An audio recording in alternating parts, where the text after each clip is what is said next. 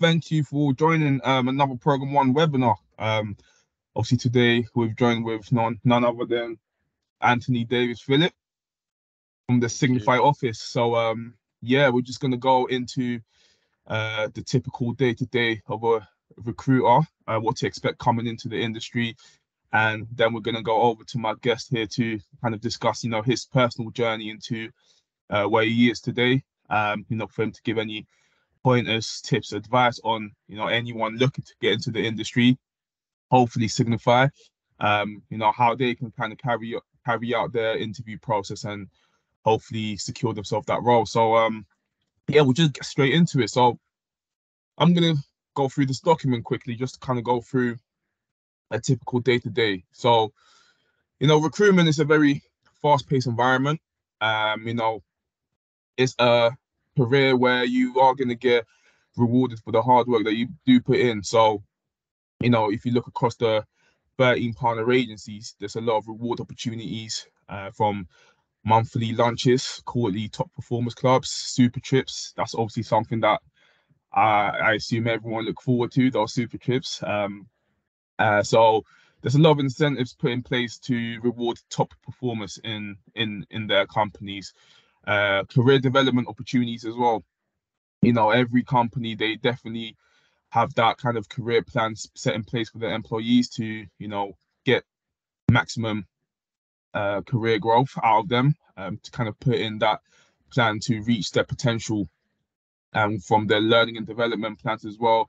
It does obviously vary, but it is definitely something that every company has committed to, providing that excellent learning and development plan. And recruitment, as a lot of you guys may know, there's a very high earning potential with average target earnings of 30 to 50,000 pounds in year one. That can easily get increased to 50 to 80,000 pound, and on year 300k plus. Of course, recruitment is a commission on top of base salary job, so the commissions is where you essentially earn real money, but that obviously gives you that kind of money potential there. I went through the excellent training, and then the competitive employee benefits.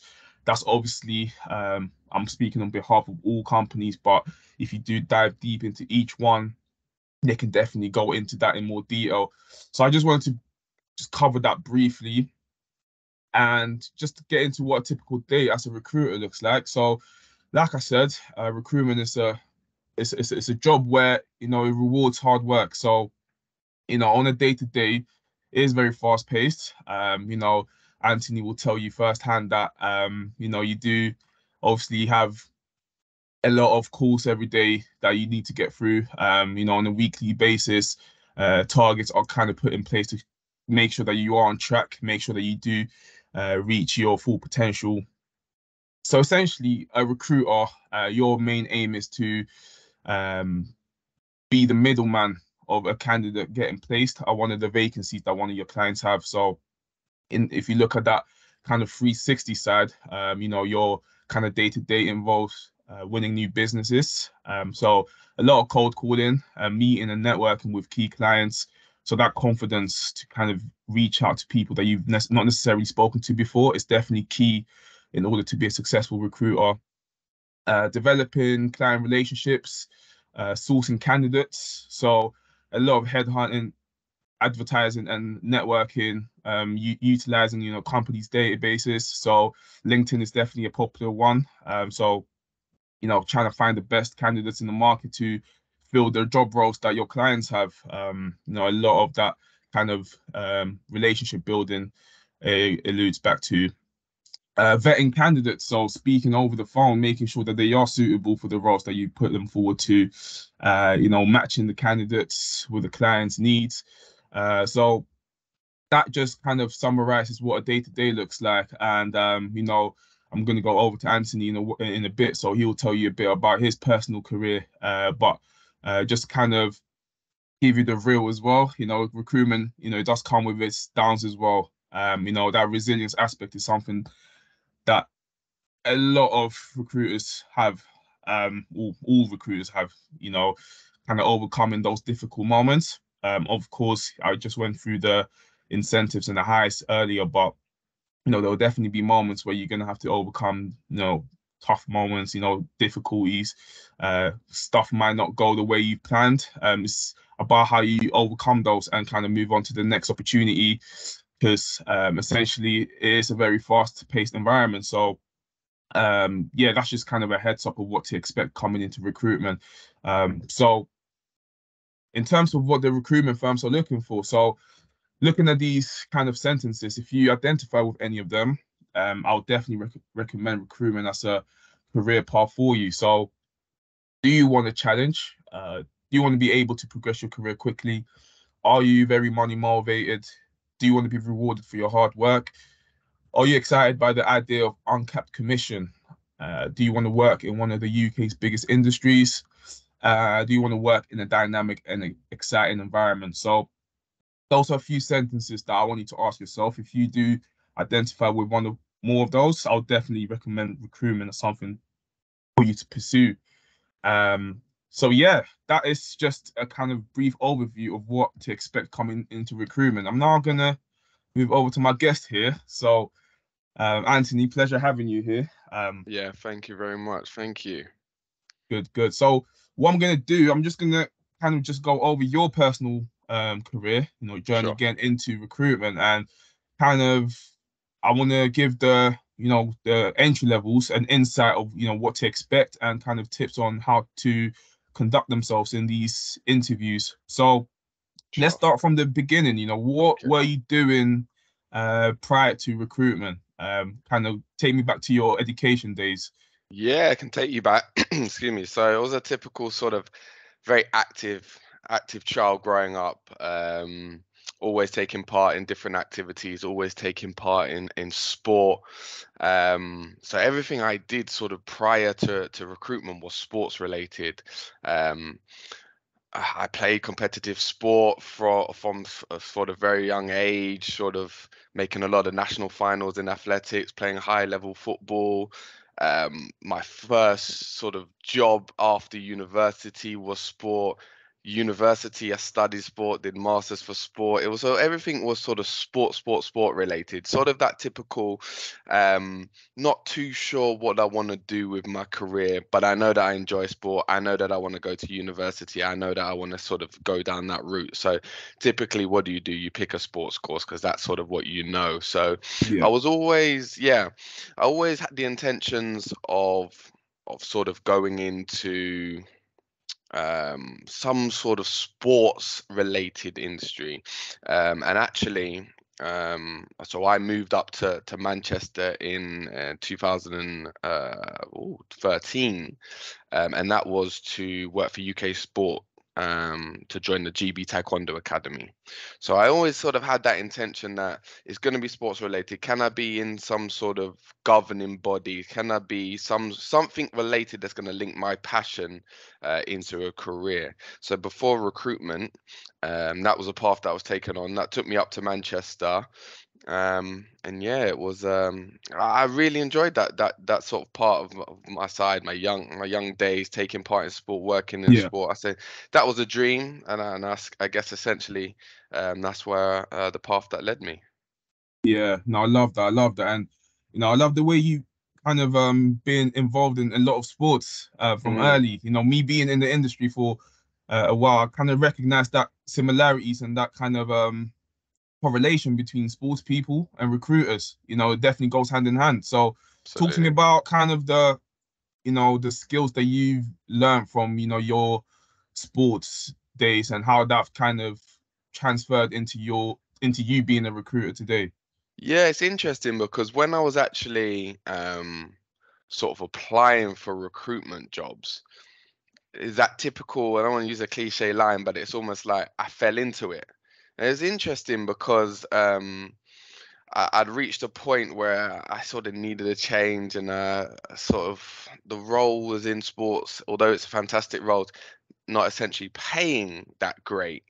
Um, I started looking online, and recruitment just kept popping up on all these job boards, and a lot of them were saying looking for people with sports backgrounds, etc. And it's like intriguing. And I literally had no idea what recruitment was, to be fair. So literally, Yeah.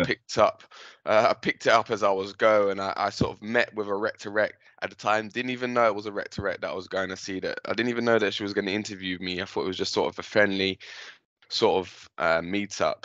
They invited me to sort of this candid evening where they had clients and you sort of had to pitch in front of them. I was actually unsuccessful. I think they wanted me to. Well, it gave me a bit of a rocket. Really, that's when I sort of Right. realized I need to sort of zone in on sort of interviews and preparations. But then once you get into the industry, you sort of start to see the similarities. You start to see, okay, how do you deal with defeat? Similar like you would in support. How are you going to get ready for the next game? Okay, how are you going to deal with a rejection? How are you going to get ready to forget about it straight away and move on? How are you going to deal with being competitive? Recruitment is a very competitive industry. There's so many other recruitment agencies out there, so many other competition that's doing the same sort of market as you. How are Yeah. you going to get above the rest of them? How are you going to be on top of that leaderboard?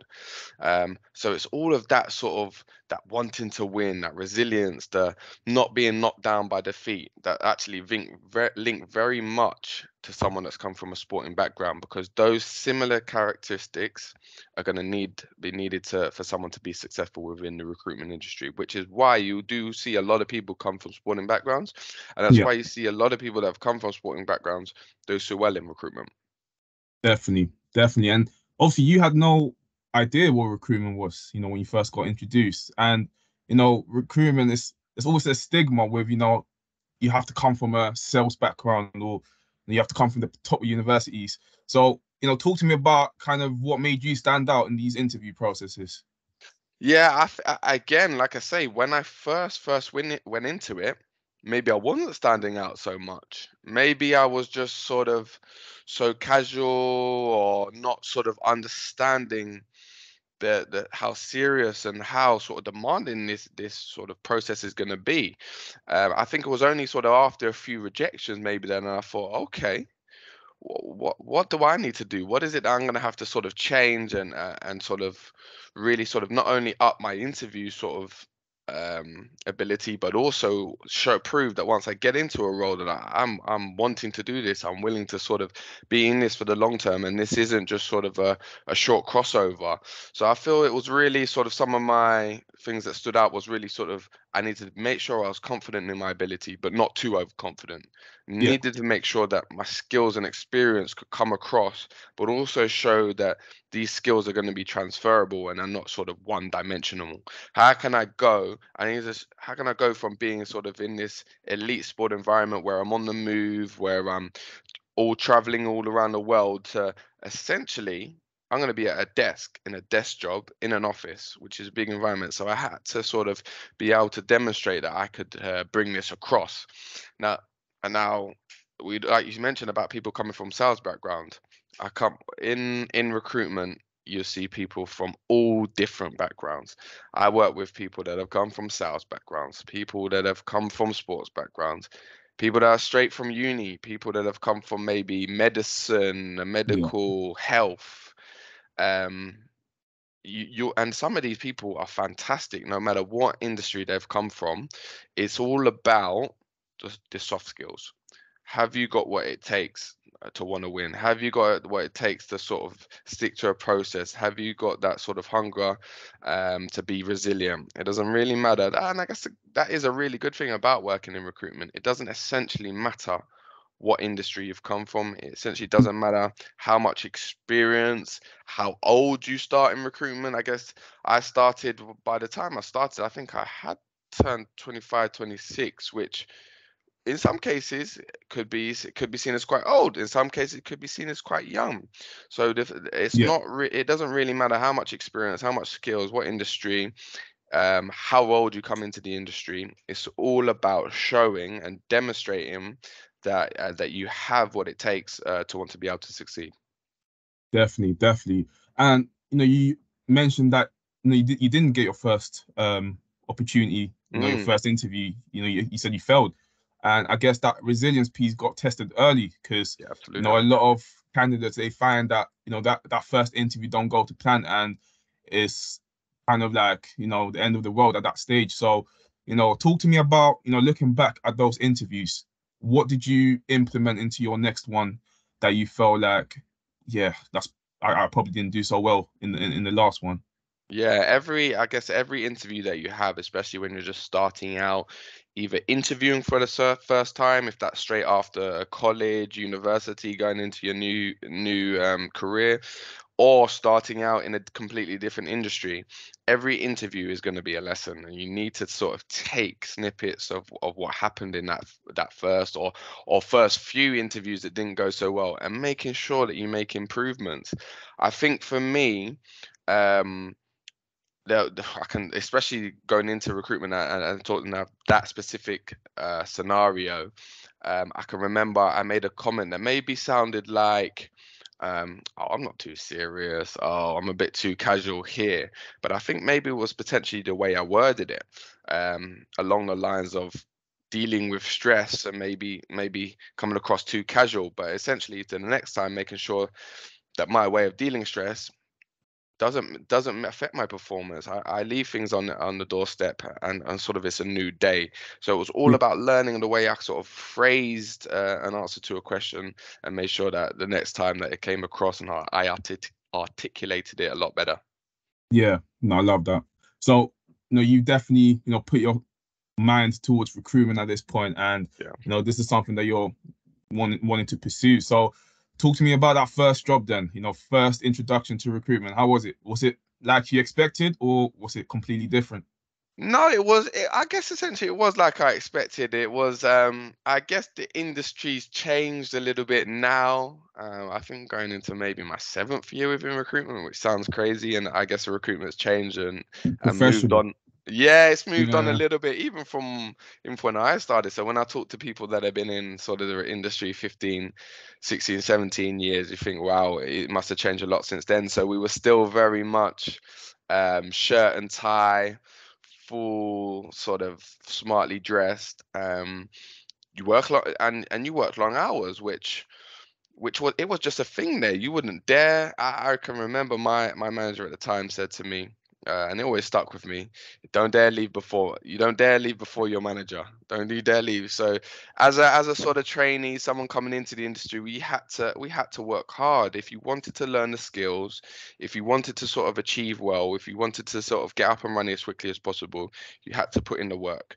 But that was fine. And a lot of people didn't often stay in the industry, but those that did, would reap the benefits, will reap the rewards. It's not something. It's not a quick cash or a quick win sort of industry. You're not going to come into the role and be a millionaire immediately. But those that stick it out, those that sort of apply their craft and continue to learn and develop, and those that are open to always learning, no matter what level they're at. That's really important as well. No matter how senior you get, wherever you go in a sort of leadership chain, if you're open to learn and open to improve, that's how you're going to continue growing. And those that continue to grow are going to be successful and going to earn well. yeah, Um, because even coming in now, there's people that are just starting that I can learn things from. I'll be honest, I'll hold my hand up. I'm a bit of I always use an uncle, as you say, when it yeah, comes to technology sometimes, yeah, and yeah, yeah, maybe a little bit sort of old school when we didn't have that back in my day. Now, not yeah, that yeah, bad, but yeah, yeah. some of the people that have just coming into the industry can teach me things like how to be quicker on certain systems, or a piece of technology that's just come out. I was like, oh, okay, then that could speed up my day. So imagine if I use my experience and skills that I've got, along with from some sort of the older generation taught me, to sort of learning things from the younger generation as well. If I can put these together, I'm going to improve. So it's all about being open-minded and making sure that you're open to learn, open to grow, and listen and take advice from no matter what level people come in, they can always teach you something. Yeah, no, I love that mindset because you know you're 100% spot on. You know, it's always a learning process, and you know, kind of highlighting that realness as well. You know, Mm, it takes about, I guess, 1 to 2 years for you to really get a hang of, you know, yeah. recruitment. I feel like so, you know, those first initial years is definitely all about kind of learning on the job, getting used to the skills that your managers have taught you, and obviously from there on, the ball keeps rolling, and that's when you start to see, that your work actually being put in place. So Really. yeah, definitely love that. So talk to me about your introduction to Signify then. When did that start? And talk to me about uh the beginning of your journey and how Yeah. you've progressed to today. Yeah, absolutely. And again, it's I guess another sort of story of a slow start, difficult start. You're probably gonna hear a little bit of a theme here, but when I started at Signify, um, day two, I was meant to have I don't want to say routine, but I had ankle surgery on what was scheduled in for day two. The plan was have it work from home for a little bit as I'm doing my introduction, getting used to it. But I had a little bit of a freak accident, and the timing was just didn't go well at all. So I ended up sort of being in hospital for over a week. COVID rules, no visitors. Then not able to walk for a good over a month. So even my journey into Signify wasn't shaky. That's not how you want to sort of be starting Yeah, a new role with a really beat up ankle. But Signify were really supportive, especially after not an ideal start. But then once I got back up and running, it was fantastic. I had a great leader in the Manchester office in Daniel Lawson. He'd only launched the Manchester office a few months before, so there was only sort of I think 3 members of staff within that office at the time right. when I joined. Then going into sort of the start of then going into 2022, where I was promoted twice, received 2 sort of global consultants of the month, 1 individual incentives. I went to a Michelin star restaurant. I qualified for global billers trip. We went to Miami that year. And Nice, nice. one of my favorites I got to do as well. I got to take clients to watch Arsenal in the sort of in the box, as you like, in the fancy seats. So Nice. yeah, the journey was definitely up and down, and I think it's important for people to know that, especially within recruitment, everyone's journey is going to be up and down.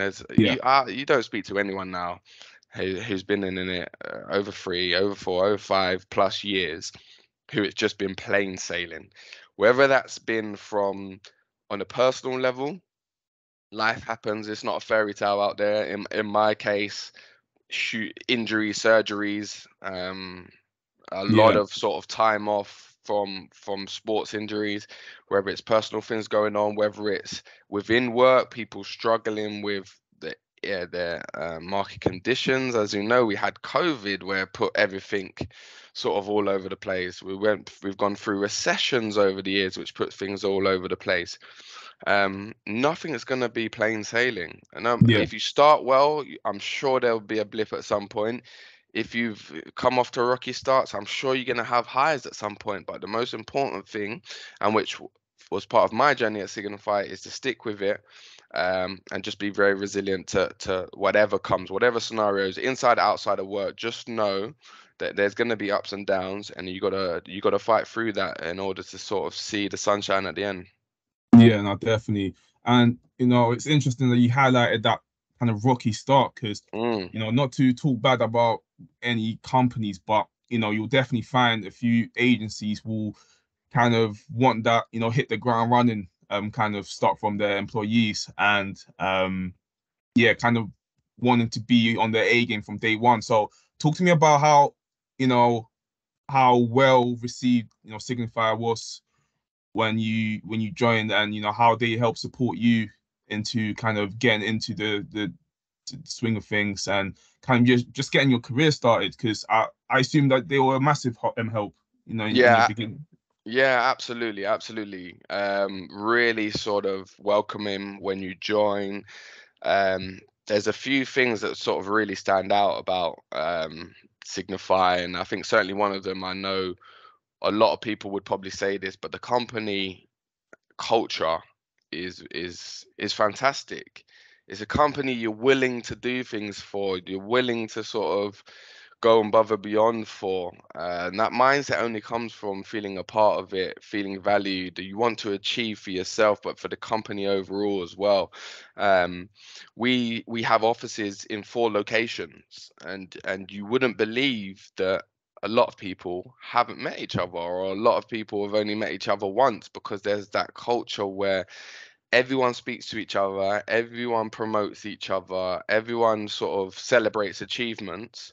And that's credit to sort of what Ryan, Daniel, and the rest of the team have sort of started but continued as well, because there's fundamental people within the organization, Susan, Chris, and Lauren over in America, that have kept this sort of culture running, where no matter what office you're in, you celebrate each other. That's fantastic. Yeah. That's what, for people in different countries to sort of communicate as much as we do. I'm not sure that happens too often. You might have sort of an American entity, a UK entity, a European entity, but for us to all be one and celebrate each other is fantastic. Yeah. They're also breaking down barriers as well, which it's probably one of the reasons why we're speaking today. Recruitment has a stigma of sort of being old-fashioned industry, white male industry. Yeah. Something that doesn't really bother me or come to my attention too much, but when you see sort of what Signify are doing, I can remember this time that sort of what stood out for me was when I was applying for Signify was the brochure that they had. It was from a company. There was a holiday picture and the picture had 2 black guys and a mixed race guy. And I was like, wow, these people look like me. Now, Yeah. and they resonate with me. They're on holiday, and it was like, that might seem like such a small thing, but I hadn't really seen a company that had diversity like that before. And this was just a group of 6 people, 3 of them were black males. I was like, that's not really something you see too often within the recruitment company. I was like, I definitely want to speak to Signify further. It's like, honestly, that is something so small, but you move around. And I really enjoyed my time working at my previous company, built fantastic relationships with people there. But if you think back to there was times where I was literally the only person of or black or ethnic minority background for a long periods of time there. Yeah. But and it didn't really, I guess, really sink in or really realize until maybe afterwards. And then we're trying to make changes, and they were really good at sort of making changes. I helped them with the policy that put in place, and then you go to Signify and you look at the percentages and you're like, wow, okay, Signify really making a difference, really sort Yeah. of breaking down boundaries, breaking down stigmas, and making change here. Yeah, no, it leads nicely into my next point, because I was going to touch on, you know, how Signify, because obviously you have a black CEO as well, which is definitely Absolutely. very, very kind of attractive when, a black candidate is applying. So kind of the work that Signify are doing to becoming more diverse and inclusive is definitely, recognizable. The percentages that you just covered, starting from when you first joined into where you are today, I'm sure that you've definitely seen massive change. And, yeah, thanks for kind of touching on kind of the work that Signify are doing. All the 13 partner agencies, they have all committed to this diverse and inclusive environment. So obviously Signify are a big part of that as well. So in terms of kind of any last tips and advice for anyone looking to apply or just starting out in recruitment, what would you give them? Looking back at your personal career, what's the one thing that you would say you need to keep in mind in order to be a successful recruiter? Um, One thing, if I could go in, there's loads. This can open up a lot of different avenues, I guess. Work, personal, bad decisions I've made. But I think for me, the thing I have to touch on a personal note would be linked to body health. Something's at the forefront of people's day-to-day these life, in sort of looking after yourself, I guess, mentally, physically. If I could speak to sort of an 18-year-old Antoni, or even Antoni that started out in recruitment, is to look after yourself. Sort of, your working career is a long one, and you only get one sort of body, mind. We're not like cars where I guess you can just go out and get a new piece. Yeah. You can't just go out and replace your engine. You can't with your arms and legs. You can't just go out and replace the wheels. Yeah. So look after yourself the best you can. Obviously, the way you look after your mind, the way you look after your body links into your mental state and links into how you're going to perform as well long term. Burnout is a big thing within recruitment, a big thing within professional industries. So you need to make sure that you're doing everything you can to look after yourself, so that you can perform the best you can. It's not all about just sort of all guns ho at the start or just not looking after yourself. Small things. Go and book a physio appointment. Do your stretches. Do these small things. Because I know this is probably, I guess, a little bit outside of the box, but these all have a big impact on your life and on your career. I say, yeah, you'll hear me say it now. I've literally, if I include the sort of the throat ones as well, I've had 6 surgeries within the last like 4 years, 4 major ones in the last 2. These have a big impact on me trying to perform as best I can. Um, uh, and your mental space, you gotta look. So looking after the body, looking after your mind, looking after sort of your mental well-being is what's gonna help you have a long and successful career. Like I say, coming into recruitment is not easy, as we've touched on, and as so people know, that first year is really, really hard. Try get into year 20. Try get into year 30 within a tough industry. We've got to do what we can to look after ourselves. So, my one bit of advice, I know it might not be sort of your typical answer, but my one bit of advice is to make sure that we're looking after the body, looking after the mind, so that we can have a long, prosperous career within the industry. Heard it from the man himself. Yeah. Think about your body and your mind, and you'll be a successful recruiter. Absolute pleasure talking to you today, Anthony. Thank you for having Definitely a me. credit to this Signify office. If anyone watching this is interested in joining recruitment, you can join or apply to the program one link. I'll attach that to the end of the video. And you can also check out the Signify website as well to check out their opportunities too. Um, Thanks for talking to us today, Anthony, and hope you have a great day. Thank you very much. Pleasure. Pleasure. Nice one.